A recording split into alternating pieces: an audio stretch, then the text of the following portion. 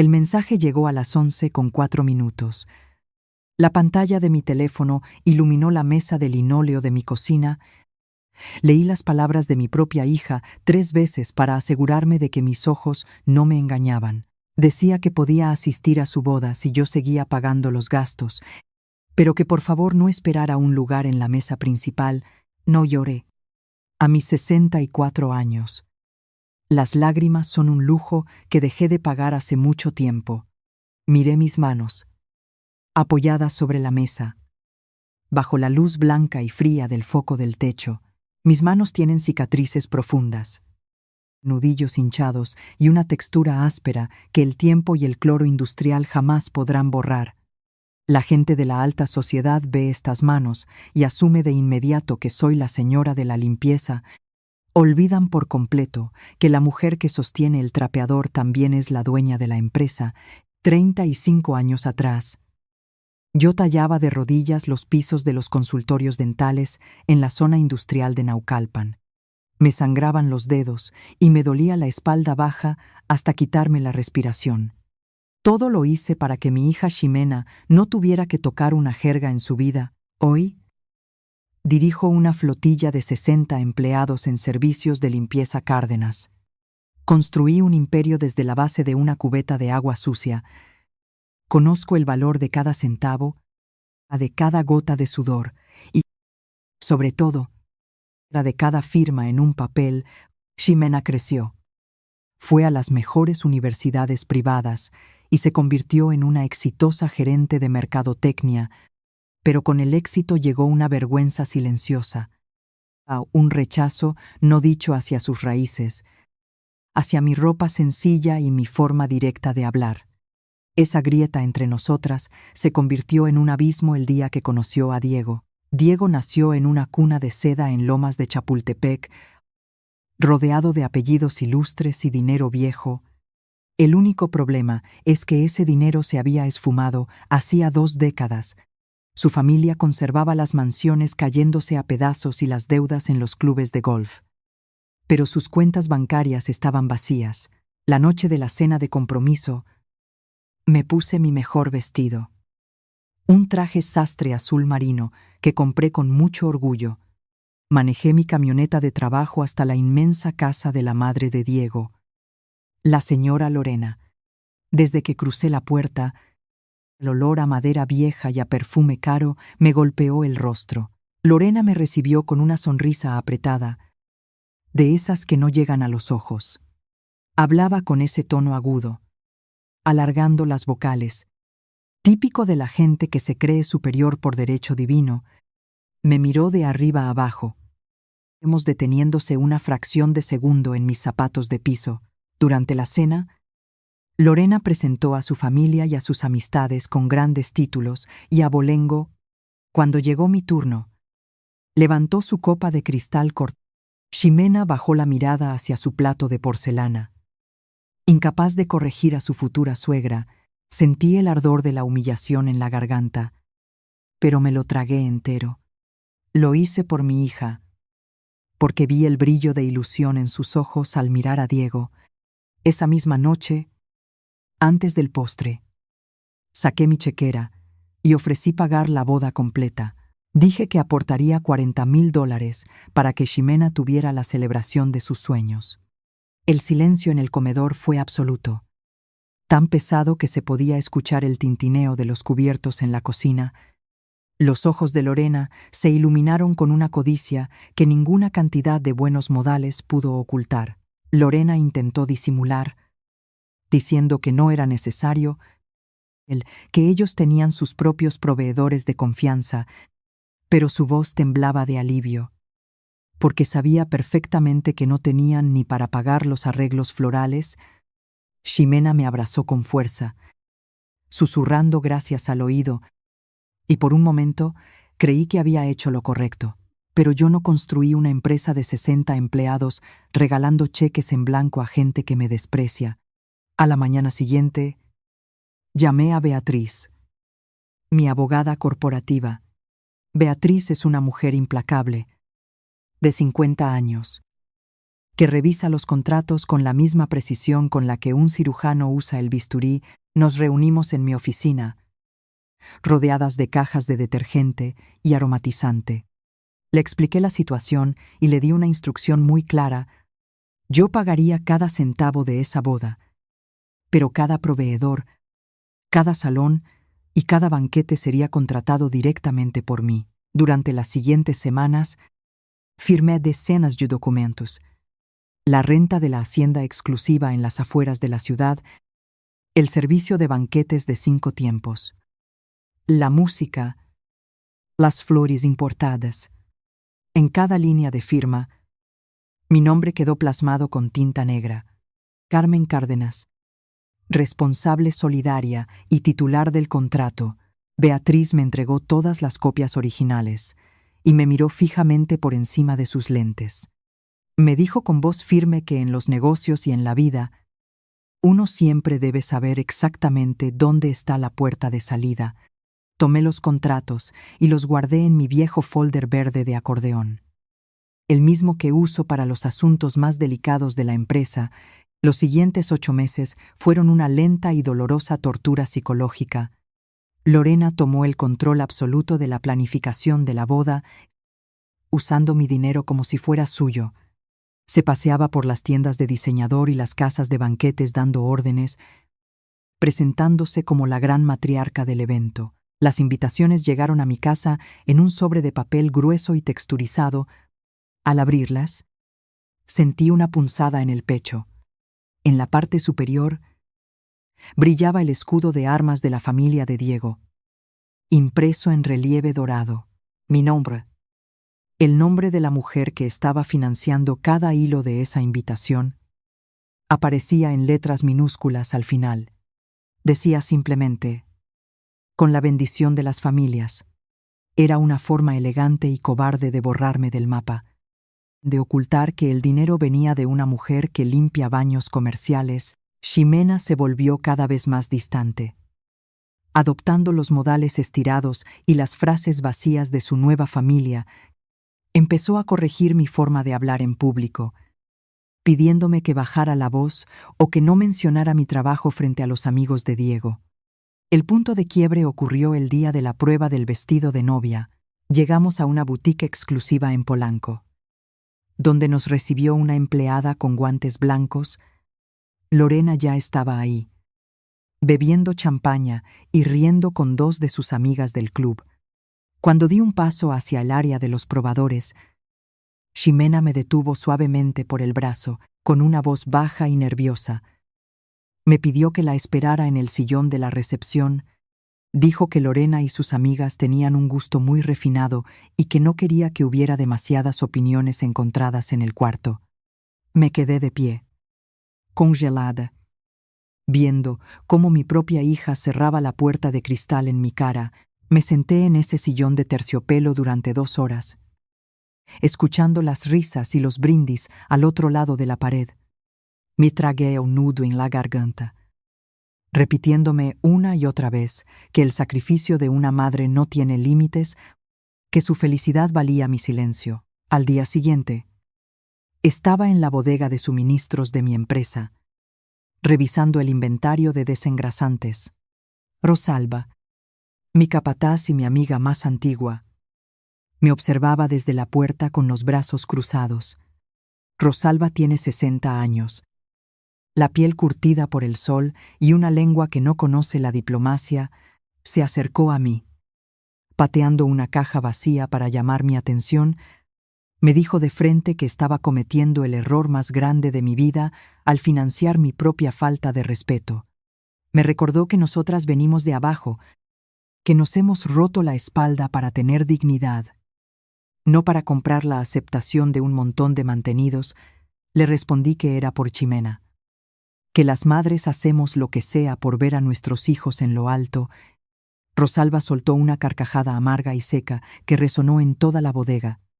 Me contestó que poner a mi hija en lo alto no significaba dejar que me usara de tapete para limpiarse los zapatos. Sus palabras se quedaron clavadas en mi mente durante semanas, martillando mi conciencia cada vez que Lorena me ignoraba en una reunión. Yo intentaba justificarlo todo. pensando que una vez que pasara la boda, las cosas volverían a la normalidad, pero la verdadera naturaleza de esa familia estaba a punto de mostrarse por completo. Faltaban solo 3 semanas para el gran evento. Era un martes por la tarde cuando mi teléfono vibró sobre el escritorio de mi oficina. Era un mensaje de WhatsApp en el grupo de la boda y un archivo adjunto con la distribución de las mesas para el banquete. Abrí el documento y deslicé el dedo por la pantalla, buscando mi nombre en la mesa principal, junto a los padres del novio. No estaba ahí. Busqué en la mesa 2, en la mesa 3, entre los tíos y los padrinos de honor. Nada. Seguí bajando por la lista, sintiendo cómo el estómago se me contraía con cada número. Finalmente, encontré mi nombre. Mesa 18. La mesa 18 estaba ubicada en la esquina más oscura del salón. Justo al lado de las puertas batientes de la cocina, era la mesa destinada a los compromisos políticos menores, a los primos lejanos que nadie quería ver, y a los proveedores del evento. Me habían sentado literalmente junto a la ruta por donde sacarían los platos sucios. Sentí un calor repentino subiendo por mi cuello, una mezcla de furia pura y dolor profundo. Tomé el teléfono y marqué el número de Ximena. Con las manos temblando ligeramente, contestó al tercer tono, con ruido de tráfico de fondo. Le pregunté, con la voz más calmada que pude fingir, si había un error en el documento de las mesas. Hubo un silencio largo e incómodo al otro lado de la línea. Luego, escuché a mi hija suspirar, adoptando ese tono condescendiente que le había copiado a Lorena. Me dijo que no había ningún error, que Lorena había organizado las mesas según los círculos sociales para que los invitados se sintieran más cómodos. Añadió que yo no conocía a los embajadores ni a los empresarios que estarían al frente, y que me aburriría con ellos. Me pidió que no hiciera un drama, que solo me encargara de los pagos finales y dejara que la gente que entiende de sociedad manejara el evento. La gente que entiende de sociedad. Esas palabras resonaron en mi cabeza como un eco metálico. Le pregunté directamente si le daba vergüenza que la madre que pagaba la fiesta se sentara a su lado. Ximena levantó la voz a la defensiva, diciendo que yo siempre intentaba arruinar su felicidad con mis complejos de clase. Me dijo que estaba manejando, que tenía mucho estrés y que colgaría el teléfono. El tono de ocupado sonó en mi oído. Dejándome sola en el silencio de mi oficina, pasé el resto del día trabajando en automático, revisando nóminas y rutas de limpieza sin ver realmente los números. Llegué a mi casa por la noche. Me preparé un café negro y me senté en la mesa de linóleo de la cocina. El reloj de la pared marcaba las 10:30 de la noche. Estaba dispuesta a dejarlo pasar.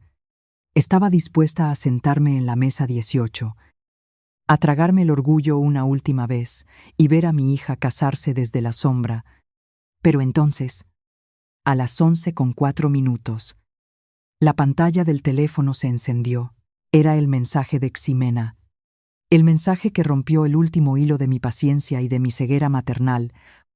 Decía que podía asistir a su boda si seguía pagando, pero que no esperara un lugar en la mesa principal. Leí las palabras 3 veces. El dolor agudo en mi pecho desapareció por completo, evaporándose en el aire frío de la cocina. En su lugar, nació una certeza fría, calculada y puramente empresarial. Me levanté de la silla y caminé hacia el pequeño archivero de metal que tengo en la esquina de la sala. Abrí el cajón inferior y saqué el viejo folder verde de acordeón.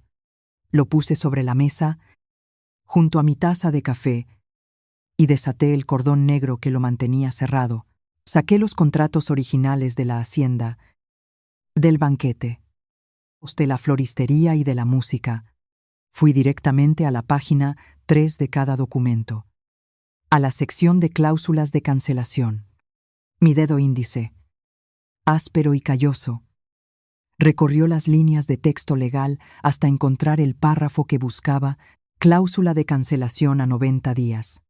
penalización del 20% del anticipo, reembolso total del resto a la cuenta de origen. Sonreí, una sonrisa pequeña, dura y sin una gota de alegría. Tomé mi teléfono y abrí la conversación con Ximena. Mis dedos volaron sobre el teclado con una precisión letal. Escribí una sola oración, clara y definitiva. Entonces yo me quedaré con mi dinero. Y tú te puedes quedar con tu mesa. Presioné enviar. No esperé a ver si ella estaba escribiendo una respuesta. No me quedé mirando la pantalla, esperando una disculpa que nunca llegaría. Levanté la vista hacia el reloj de la pared. Eran las 11:08 de la noche. Tomé el teléfono nuevamente y busqué el contacto de Beatriz en mis favoritos. El tono de llamada sonó una, dos, 3 veces, en el silencio de mi cocina. A las 11:09, la voz de Beatriz respondió al otro lado de la línea, nítida y sin rastro de sueño. Buenas noches. Carmen, dijo mi abogada con esa calma gélida que siempre me ha tranquilizado. Asumí que no me llamabas a esta hora para invitarme a cenar. No. Beatriz. Le respondí mientras pasaba la yema de mi pulgar sobre la cubierta de plástico de mi carpeta verde. Necesito que ejecutes las cláusulas de cancelación, todas. Hubo un silencio de apenas 2 segundos al otro lado de la línea. Beatriz conocía la historia completa. Ella misma había redactado esos contratos para protegerme de la gente de las lomas. ¿Estás completamente segura? Carmen me preguntó. No por dudar de mí, sino por protocolo legal. Una vez que envíe los correos con copia a los gerentes de cuenta, no hay marcha atrás. La Hacienda liberará la fecha inmediatamente. Hazlo. Ordené con una voz que no tembló ni un milímetro. Cancela la Hacienda. Cancela el banquete. Cancela las flores y la música. Quiero que cada peso reembolsable regrese a la cuenta de la empresa antes del viernes. Considéralo hecho. Respondió Beatriz. Tengo las líneas de emergencia de los proveedores corporativos. En 20 minutos, esa boda dejará de existir legalmente. Buenas noches. Carmen. Colgué el teléfono y lo dejé sobre la mesa de formica. El zumbido del refrigerador viejo era el único sonido en la casa. Me serví un vaso de agua y me senté a esperar. No sentía tristeza. No sentía rabia. Sentía la misma claridad absoluta que experimenté hace 35 años. Cuando firmé mi primer contrato grande para limpiar un edificio entero, la claridad de saber que nadie, absolutamente nadie, iba a pisotear mi trabajo, mucho menos utilizando el dinero que me había costado la piel de las manos. El reloj de la pared siguió avanzando. Las manecillas marcaban los minutos con una lentitud casi hipnótica. 11:30, 11:45, 12 de la noche. A las 12:05 de la madrugada, la pantalla de mi teléfono se iluminó. Era Ximena. El nombre de mi hija parpadeaba con una urgencia desesperada. Contesté al primer timbrazo y me llevé el aparato a la oreja. «Mamá». «¿Qué hiciste?», gritó Ximena. Su voz estaba rota, aguda, al borde de un ataque de pánico. «Me acaba de llamar el coordinador de la Hacienda», continuó mi hija, respirando con dificultad. «Me dijo que el evento está cancelado, que la fecha ya se la dieron a otra pareja en lista de espera». «Mamá, dime que es un error». «No es un error». «Ximena», le contesté con un tono bajo, pausado y firme. «El evento está cancelado. Los fondos han sido retirados. ¿Por qué me haces esto?», sollozó ella. Y cada una de sus lágrimas me dolía en el pecho, pero me mantuve firme. ¿Por qué arruinas el día más importante de mi vida por un berrinche de una mesa? La dejé llorar por unos segundos. Escuché el eco de la enorme casa de Lorena de fondo. Escuché murmullos alterados. Estaban todos despiertos. «Yo no te hice esto». «Ximena, Le dije con la voz de una madre que tiene que enseñar la lección más dura del mundo. Yo simplemente me negué a hacerme esto a mí misma. Tú y tu nueva familia decidieron que mi presencia era una vergüenza. Continué, apretando el puente de mi nariz. Decidieron que mi dinero era digno de la mesa principal, pero mi persona pertenecía al rincón de la cocina. Pero mamá, es que así son las cosas en este círculo. Intentó justificarse Ximena, usando las mismas palabras vacías que Lorena le había inyectado en la cabeza. Diego dice que podemos arreglarlo, que solo tienes que volver a pagar. No hay nada que arreglar. Sentencié. Si la familia de tu prometido tiene tanto abolengo y tanta clase, seguramente tendrán los 3 millones de pesos en efectivo para pagar la boda ellos mismos. Que pasen buenas noches. Colgué. Apagué el teléfono. Sabía que la verdadera tormenta apenas estaba comenzando en aquella mansión de las lomas de Chapultepec. Más tarde, mucho tiempo después, Ximena me contaría con lujo de detalle lo que ocurrió en esa casa durante la madrugada. Fue la noche en que la venda por fin se le cayó de los ojos. Cuando Ximena les informó que yo había retirado el financiamiento, el rostro de Lorena perdió todo su color. La máscara de la gran señora de sociedad se hizo pedazos contra el suelo de mármol. «¿Cómo que canceló todo?», había gritado Lorena, perdiendo por completo su tono fresa y educado. «Esa mujer de la limpieza no puede hacernos esto. Las invitaciones ya se enviaron con nuestro escudo de armas».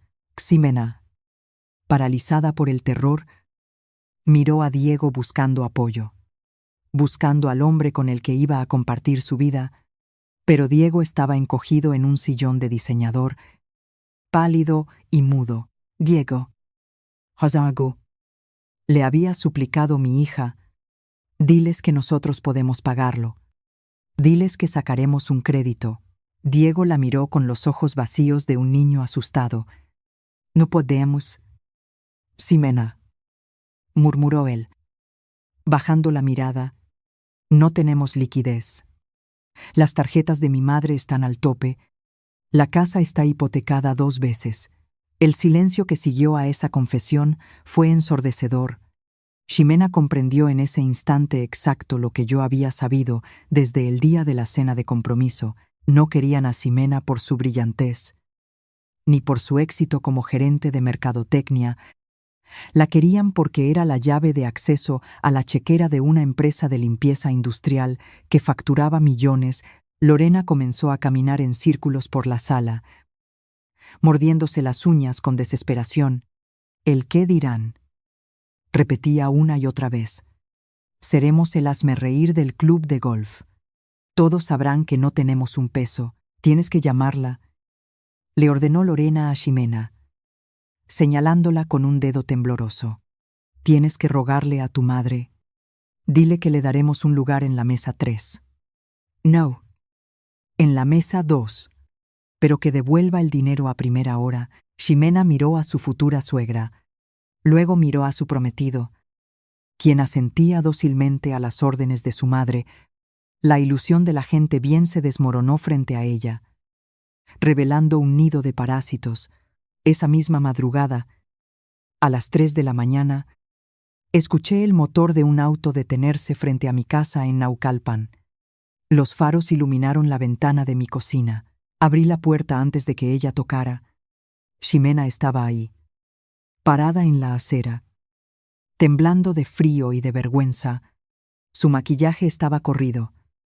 Ya no parecía una ejecutiva de las lomas. Parecía mi niña otra vez. Entró a la casa sin decir una palabra. Se dejó caer en una de las sillas de madera de la cocina y escondió el rostro entre sus manos. El llanto que soltó venía desde lo más profundo de su alma. Me acerqué a ella.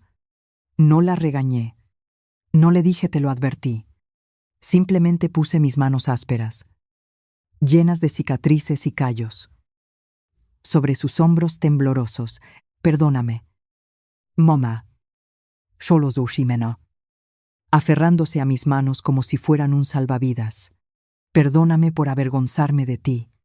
Perdóname por dejar que te trataran como basura». Acaricié su cabello oscuro. Ya pasó. Mía. Le susurré con suavidad. Ya pasó. El dinero va y viene. Pero la dignidad no se negocia con nadie, y menos con gente que no sabe ni lavar su propia ropa. Lloró hasta quedarse dormida en el sillón de la sala. Yo no dormí.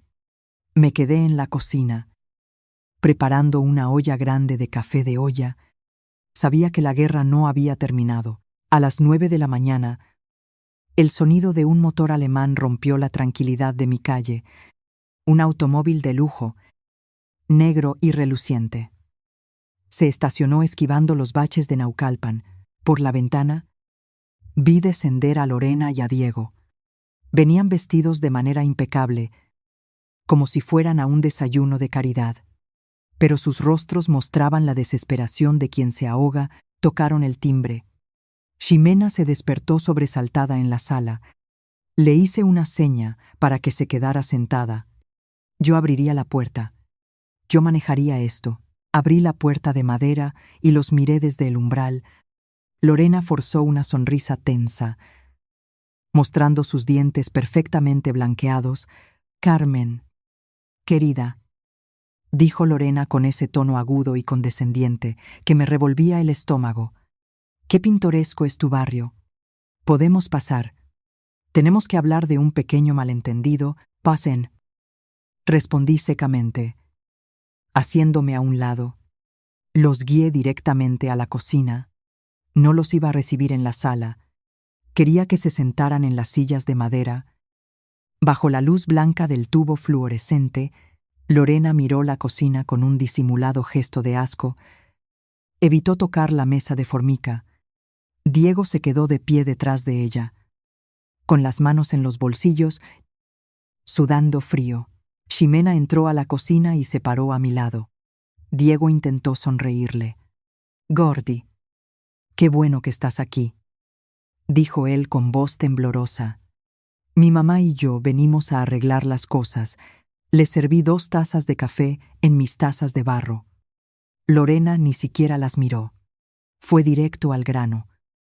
Asumiendo que aún tenía el control de la situación, «Mira, Carmen», comenzó Lorena, cruzando las piernas. «Entendemos que te sentiste un poco desplazada por lo de las mesas. Fue un error de la organizadora. Te ofrezco una disculpa en nombre de la familia». Hizo una pausa dramática. Esperando que yo me derritiera de gratitud por su disculpa vacía. «Estamos dispuestos a hacer una excepción», continuó Lorena. «Te daremos un lugar en la mesa principal, junto a mi primo, Eusenador, pero necesitamos que llames a tus banqueros ahora mismo y restaures los pagos. El evento debe continuar». Me senté frente a ella. Tomé un sorbo de mi café negro. La miré a los ojos con la tranquilidad de quien tiene todas las cartas ganadoras en la mano. «No hay ningún malentendido.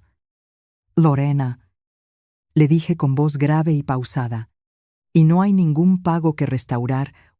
El dinero ya está de regreso en mis cuentas corporativas». Lorena apretó los puños. «Carmen, por favor», dijo, perdiendo un poco la compostura, «no puedes hacernos esto. La sociedad entera de México está invitada. Es el prestigio de mi familia el que está en juego». «¿El prestigio de tu familia?», pregunté, soltando una carcajada corta y seca que resonó en las paredes de la cocina. «Tu familia no tiene prestigio. Lorena, tiene deudas». Me levanté despacio, caminé hacia la alacena y saqué mi carpeta verde de acordeón.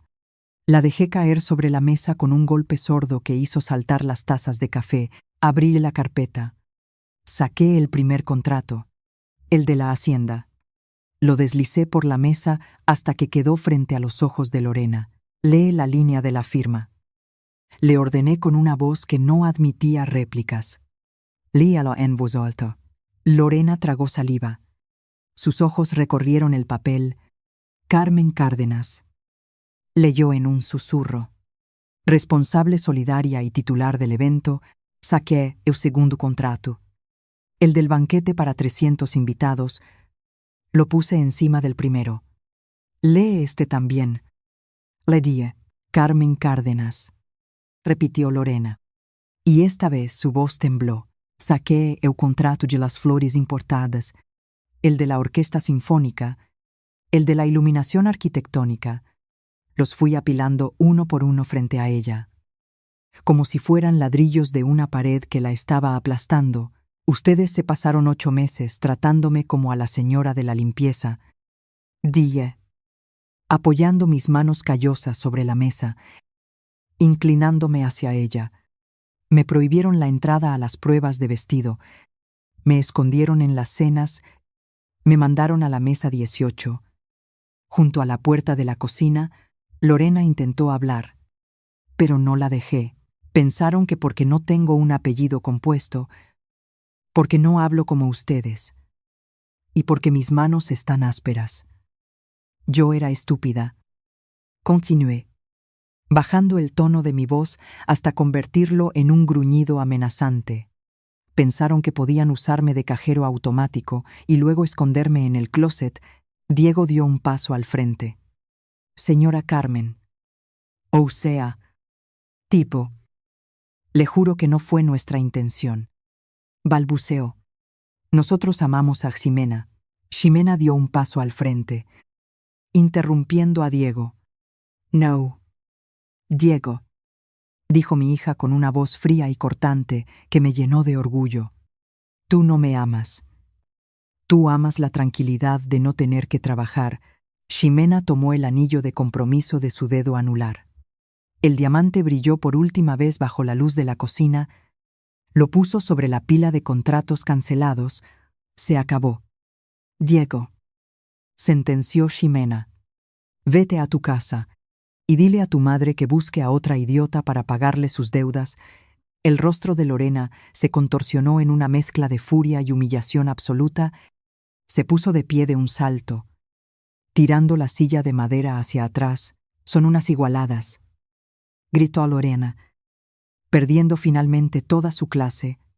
Unas nacas resentidas. Mi hijo es mucho para ti. Nunca pertenecerán a nuestro mundo. Gracias a Dios. Le respondí, cruzándome de brazos, porque su mundo está en quiebra. Y el mío, el mundo de las nacas que trabajan de sol a sol, es el que paga las cuentas. Ahora, salgan de mi casa antes de que llame a la policía por allanamiento. Lorena tomó a Diego del brazo. Salieron de la cocina pisando fuerte, pero sus espaldas estaban encorvadas. Parecían 2 perros apaleados. La puerta principal se cerró de un portazo. Escuchamos el motor del auto alemán alejarse por la calle. El silencio regresó a mi cocina. Ximena me miró. Yo la miré a ella. Y por primera vez en meses, ambas sonreímos de verdad. Las siguientes semanas fueron un espectáculo digno de una telenovela. Pero en la vida real, el chisme corrió por las lomas de Chapultepec como pólvora encendida. La gente bien no perdona la pobreza, y mucho menos perdona la humillación pública. Cuando se supo que la boda del año había sido cancelada por falta de fondos, la familia de Diego fue desterrada socialmente. Los proveedores, furiosos por el escándalo, filtraron a los grupos de mensajes de las señoras de sociedad que la cuenta había sido pagada y luego cancelada por la madre de la novia, la señora de la limpieza. Lorena tuvo que renunciar a la presidencia del comité del club de golf. Diego, incapaz de conseguir un trabajo real, se mudó a otra ciudad para escapar de las burlas. El apellido de Abolengo quedó reducido a cenizas. Mientras tanto, en mi mundo, las cosas siguieron su curso. El dinero de los reembolsos regresó íntegro a mis cuentas, menos las penalizaciones que pagué con gusto. Fue el precio más barato que he pagado por salvar la vida de mi hija. Un mes después de la cancelación, llevé a Ximena a una zona residencial nueva. Es moderna y segura en el sur de la ciudad. Le mostré un departamento hermoso, con ventanales grandes y pisos de madera real. Le entregué un juego de llaves. El pago inicial estaba cubierto. Las escrituras estaban a su nombre, solo a su nombre. para que nunca nadie te diga dónde te puedes sentar, le dije mientras ella lloraba de felicidad abrazándome, para que esta sea tu puerta y nadie te pueda echar de tu propia vida. Ximena se mudó a la semana siguiente. Dejó atrás los modales fingidos y las amistades vacías. Volvió a ser la mujer fuerte y brillante que yo había criado. El día que inauguró su departamento, me invitó a cenar. Cuando entré, me detuve en el recibidor. Había un marco de plata colgado en la pared principal. Justo en la entrada, no era un escudo de armas, no era un título nobiliario, era una fotografía en blanco y negro. Una fotografía de mis manos hinchadas, con las venas marcadas y los nudillos gruesos por los años de exprimir jergas y cargar cubetas de cloro. Ximena se acercó por detrás y me abrazó por los hombros. Ese es mi verdadero abolengo, me susurró al oído. Esa es la herencia de la que estoy orgullosa. Me sequé una lágrima rebelde que se me escapó por la mejilla. Sonreí y le di un beso en la frente. La vida me enseñó a golpes que el respeto no se compra con cheques, ni se hereda con apellidos.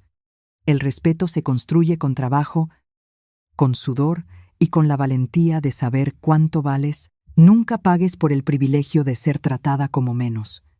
Nunca agaches la cabeza ante quienes solo tienen aire en los bolsillos y soberbia en la lengua. Mantén tu dignidad y tu generosidad en la misma mano, y si alguien no sabe valorar lo que le ofreces, simplemente cierra la carpeta, retira los fondos y déjalos que se ahoguen en su propia miseria.